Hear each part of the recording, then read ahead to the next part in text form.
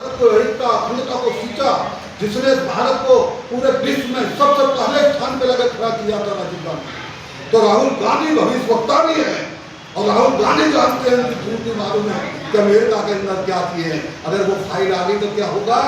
पहला प्रधानमंत्री होगा, पहला होम मिनिस्टर होगा और पहले मंत्री होंगे जब जेल में जाएंगे। भारत के नाम को कलंकित करने वाले ये क्या कहता था जानते हो? अरे मैं तो रेल में पैदा हुआ, मेरी तो रेलवे स्टेशन पर क्या थी, दुकान थी, चाय थी, मैंने तो आपकी सेवा की है, मैं कभी रेल भेज सकता हूँ?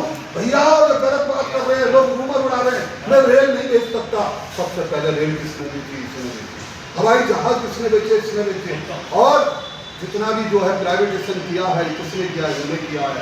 मैं तो धन्यवाद देता हूँ कांग्रेस को। हमारी कांग्रेस, अगर आपने रेलगाड़ी नहीं बनाई होती, हवाई जहाज नहीं बनाए होते, एयरपोर्ट नहीं बनाए होते, ये सारा सिस्टम नहीं बनाया होता, बड़े बड़े स्कूल अगर नहीं बनाए होते तो बेच नहीं रहे होते। ये कांग्रेस पार्टी की देन है जो कांग्रेस ने जो 65 साल में किया था, ये इन्होंने 14 साल के अंदर देश को बेच दिया है, गिरवी रख दिया है।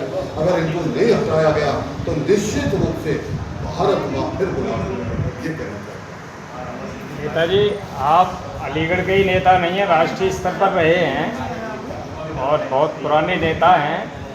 ये जो आज का दृश्य चल रहा है भाजपा सरकार वाला, ये जब आरएसएस को इन्होंने परेशान किया था, ये जो आरोप लगाते हैं कि इमरजेंसी में कांग्रेस ने ये हालत कराई थी, क्या ये द्वेष भावना से चल रहा है सब?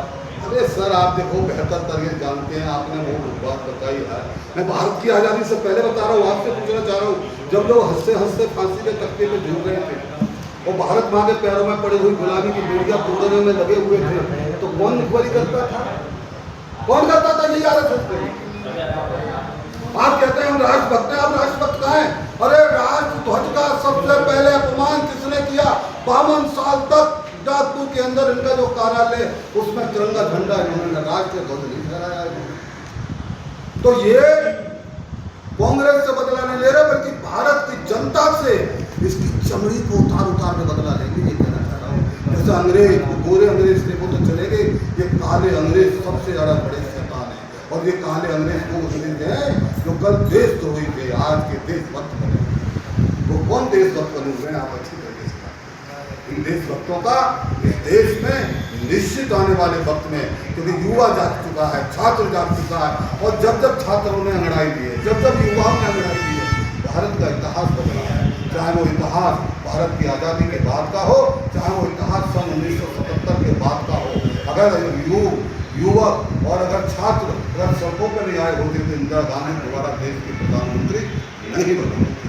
वो दैनवी युवाओं, इनका सर्वनाश करने वाले, इनको कबर खोदने वाले अगर कोई पैदा होंगे तो निश्चित देखना 2027 से पहले युवा।